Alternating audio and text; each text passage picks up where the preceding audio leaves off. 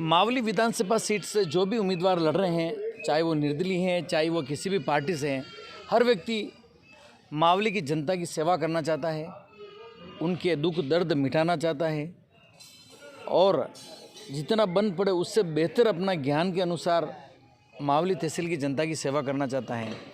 आज मेरे ऑफिस पर अंगूठी के ऊपर चुनाव लड़ने वाले प्रवीण सिंह आसोलिया आए हैं। उन्होंने अपनी बात रखी है, युवा से संवाद करने की उन्होंने चेष्टा की है कि मैं युवाओं के लिए ये कर दूंगा। और अभी जो देखा जाए तो लोगों में जो तकलीफ़ है उनको इन्होंने बारीकी से नापा है और ये कुछ बदलाव करना चाहते हैं। इनकी बात सुनिए। मैं आरएम न्यूज, मुकेश पारासर, फतेहनगर। मैं प्रवीण सिंह आसोलिया मावली विधानसभा क्षेत्र से विधायक पद की चुनाव लड़ रहा हूँ। मैं मेरे समस्त मावली विधानसभा मेरे परिवार वासियों से अपील करता हूँ कि मैंने BA, MA, LLB, LLM और वर्तमान में PhD कर रहा हूँ। तो मेरे सारे जो शिक्षित परिवार के जो लोग हैं, मैं आपसे अपील करता हूँ कि आप पढ़े लिखे व्यक्ति को जिताएं ताकि आपकी समस्या को सुन सके। आपने पिछली बार जो लोगों को जिताया था वो उन्होंने पढ़ाई कितनी तक की है वो पता करें, उन्होंने क्या विकास कराया। एक बार पढ़े लिखे व्यक्ति को मौका दीजिए। मैं आपसे वादा करता हूँ कि जो काम करूँगा वो आप सोच भी नहीं सकते। और मेरा चुनाव चिन्ह अंगूठी है, बैलेट नंबर 8 है। 8 नंबर दबाएं, अंगूठी आएगी, 8 करेगा ठाठ। जय श्री राम। आज हमारे साथ मावली विधानसभा के उम्मीदवार प्रवीण सिंह जी आसोलिया हैं और इनका चुनाव चिन्ह अंगूठी है। इनसे बहुत सारी बातें करेंगे, आप भी सुनिएगा। आसोलिया जी, बताइए कि आपका कैसा मानस बना कि ये आप चुनाव लड़ेंगे? नमस्कार। सबसे पहले मैं आरएम न्यूज़ को बहुत बहुत धन्यवाद देता हूँ। आपने मुझे यहाँ बुलाया इंटरव्यू के लिए, उसके लिए बहुत बहुत धन्यवाद। और आज धनतेरस की पावन पर्व की आपको हार्दिक शुभकामनाएं।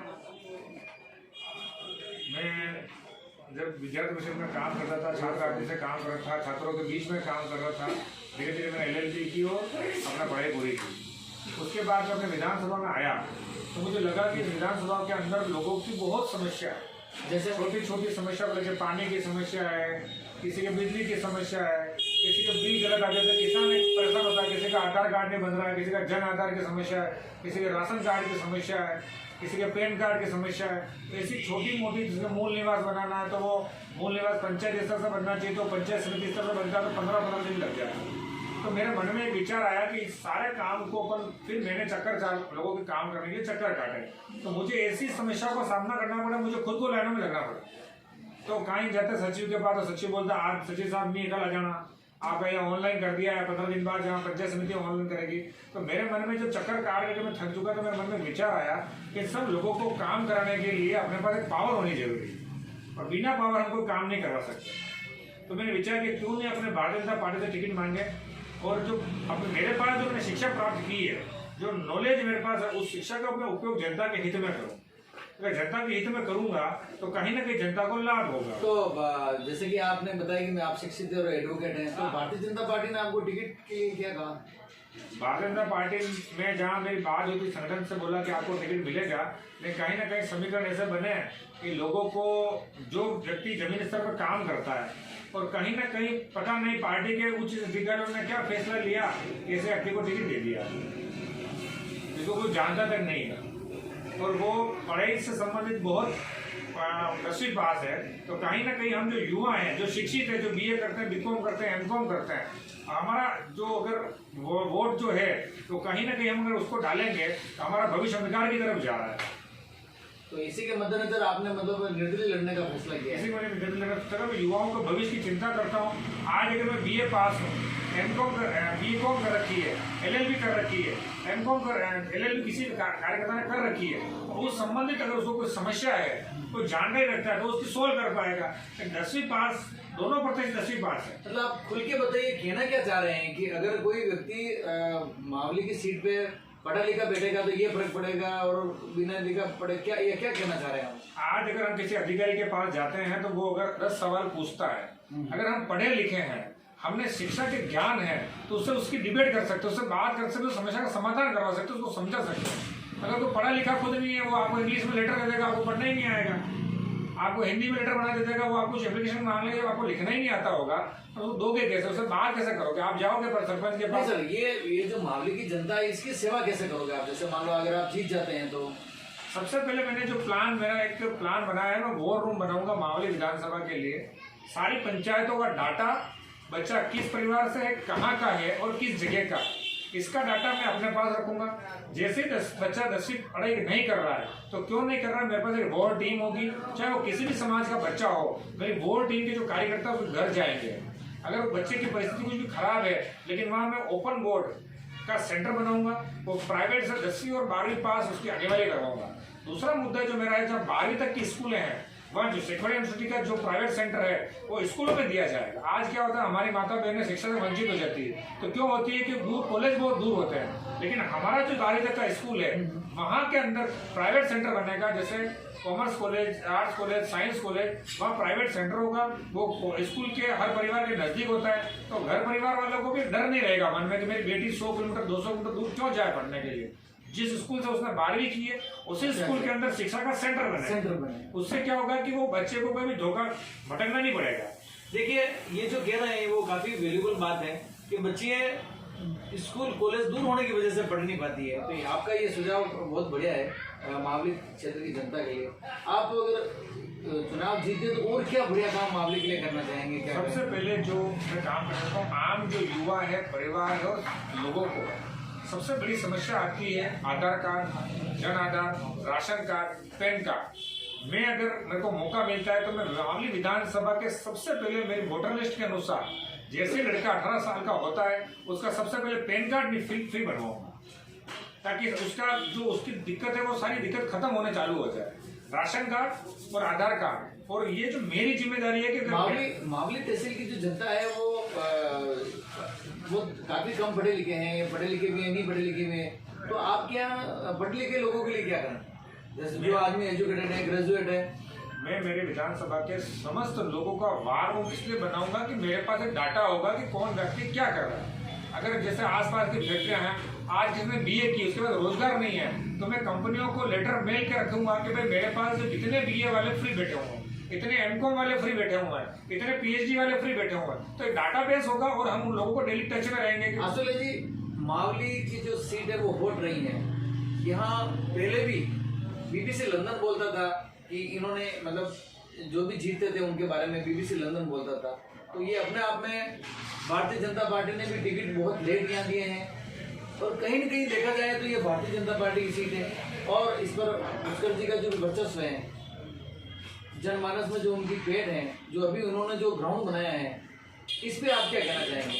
क्योंकि आपके सामने ये दिग्गज हैं, दोनों दिग्गज पार्टी हैं और आप निर्दलीय लड़ रहे हैं।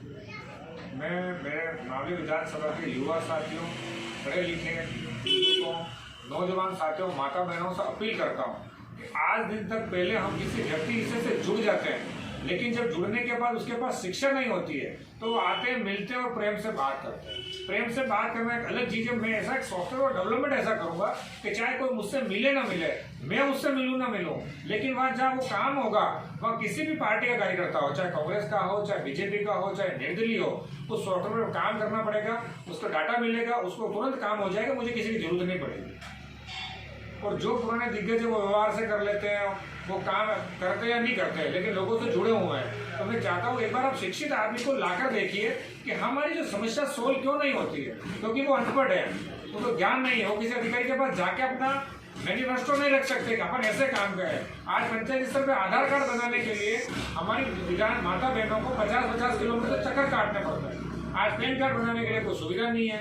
आज एक विधायक होता है, वो पढ़ा लिखा होता है, तो हर परिवार वर्ग के लिए सोचता है कि आज हमारा बच्चा 10वीं पास हो गया, 12वीं पास हो गया, तो हम इसको क्या शिक्षा दें कि इसका भविष्य उज्जवल हो सकता है। आज मावली में क्या हो रहा है, विधायक आता है, पैसे खर्च करता है, चुनाव जीत जाता है, फिर वो लोग फोन नहीं उठाते हैं, वो अपशब्द का प्रयोग करते हैं या और किसी बात का प्रयोग करते हैं। तो हमारी स्थिति ऐसी हो गई है कि हम हर जातिवाद पे आज ही बंधे हुए हैं। किसी भी जाति को लेकर लोग टिप्पणी कर देते हैं तो कितना बुरा लगता है। हम किसी परिवार के लिए, किसी घर माता बहनों के लिए गलत बात बोले तो गलत है। मैं चाहता हूँ कि ऐसा वॉर रूम बने, वोटर लिस्ट के अनुसार जो विधानसभा में प्रत्येक कार्यकर्ता है मैं उसको परिवार की तरह समझूं, और उसका मित्र का बच्चा है, परिवार की माता बहन है, वो शिक्षा नहीं ले रही तो क्यों नहीं ले रही है, हर बारी का सेंटर जहाँ रेगुलर है वहाँ प्राइवेट 10वीं और 12वीं का सेंटर बनाऊं, शिक्षा में सबको दूं, मेरे आसपास के फैक्ट्रियाँ हैं उनको डाटा रहे, फैक्ट्री को जहाँ जरूरत हो मैं उनका रिज्यूम उपलब्ध करूँ, उनको नौकरी दूँ। इस तरीके से हम काम करेंगे तो मावली के विकास की बात करेंगे। दिग्गज रहे होंगे, दिग्गज के कोई कारण रहे होंगे, दिग्गज कोई होता नहीं है। आने वाले समय बहुत उनसे बड़े दिग्गज थे वो भी खत्म हो गए, तो दिग्गज का विषय तो है नहीं। हम काम ऐसा करें कि हम नहीं रहे, लेकिन हमारा काम ऐसा है कि लोगों को समझ में आए और सरलतम काम हो जाए। अभी इस देश में बहुत सारा रेवोल्यूशन हो रहा है, आप मोदी जी के लिए क्या कहना चाहेंगे? उनका जो कार्य प्रणाली है, उनको जो अभी सीटें मिल रही हैं, उन्होंने जो जनमानस में पेड़ बनाई है, इसके बारे में क्या कहेंगे? ये जो चुनाव है विधानसभा का, ये मोदी जी का चुनाव नहीं है, मैं आपको पहले बोलता हूँ।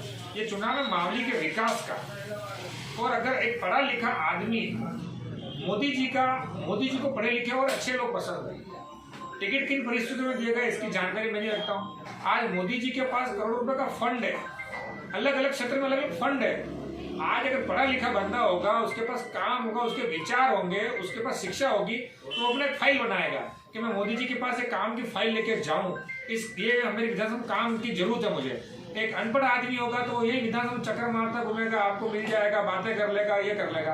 आज मोदी जी का करोड़ों रुपए का अलग अलग फंड लगा हुआ, पशु विभाग का अलग फंड है, जल विभाग का अलग फंड है, शिक्षा विभाग का अलग फंड है। तो मैं चाहता हूँ कि कहीं ना आप उन फंड को यूज करके मावली के लिए ला सकता हूँ। तो मैं ये चुनाव मोदी जी के नहीं है, मावली के विकास के चुनाव मैं सबसे अपील करता हूँ, मावली का विकास करवाइए और एक अच्छे आदमी को, पढ़े लिखे आदमी को चुनिए, ताकि आने वाले समय में जो सरकार की योजनाएं हैं, तो सरकार करना क्या चाहती है, और ऊपर जो मोदी जी ने फंड बढ़ा है वो लाकर मावली विधानसभा प्रत्येक कार्यकर्ता को, किसान तो किसान तक पहुंचाए, विद्यार्थी तो विद्यार्थी पहुंचाए, माता बहन तो माता बहन तक पहुंचाए। तो जो अलग अलग योजनाएं हैं जो मोदी जी को जमीन स्तर पर लागू हो, और वो तभी लागू हो सकती है पढ़ा लिखा और जिसको पढ़ना आता है, जिसको फाइल देखना आता है कि क्या क्या योजनाएं हैं। हमारे प्रत्याशी को योजना के बारे में पता चलेगा, न उनको पता होगा तो उनको ध्यान नहीं होगा, न उनको टाइम है, न उनको शिक्षा है कि वो घर बैठ के इन सब योजनाओं को जमीन स्तर पे डाटाबेस नहीं है का विद्यार्थी। मैं तो कह रहा हूँ मोदी जी ने योजना निकाल रखी है कि बेरोजगार को हम 2500 रुपए देंगे, लेकिन जो पढ़ा अनपढ़ है उसको क्या पता कि बेरोजगार कौन है, बेरोजगार कैटेगरी क्या है, किस कैटेगरी में किसको लाभ मिलना चाहिए, किसको लाभ नहीं मिलना चाहिए। तो सबसे पहले डेटा नहीं, मतलब आप ये कहना चाह रहे हैं कि डेटा नहीं होने की वजह से उनको लाभ बराबर नहीं मिलता। आज एक विधवा माता बहन होती है, आज सरकार उनके लिए 1000 रुपये पेंशन देती है। आज मैं किसी नेता की, मंत्री की गाड़ी में पर देकर तेल देते 3000 रुपये। आप सोचो कि एक माँ 1000 रुपये में अपना घर परिवार कैसे चलाती है। तो ये एक सोचने का विषय। हम चाहते हैं कि विधवा जो पेंशन है उसको कम से कम 5000 रुपये करवाएंगे।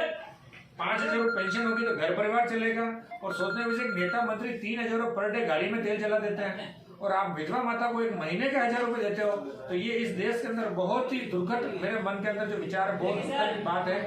और पालनहार योजना जिसके अंदर आप 1500 बच्चों देते हैं, उसमें कम से कम 2500 रुपये तो मिले, बच्चा कम से कम परिवार में खा भी तो सके। जिसके पिता मर जाता है उसके माता पे क्या बीती, उसी से हम समझ सकते हैं। ठीक है, आपसे बातचीत जारी रहेगी।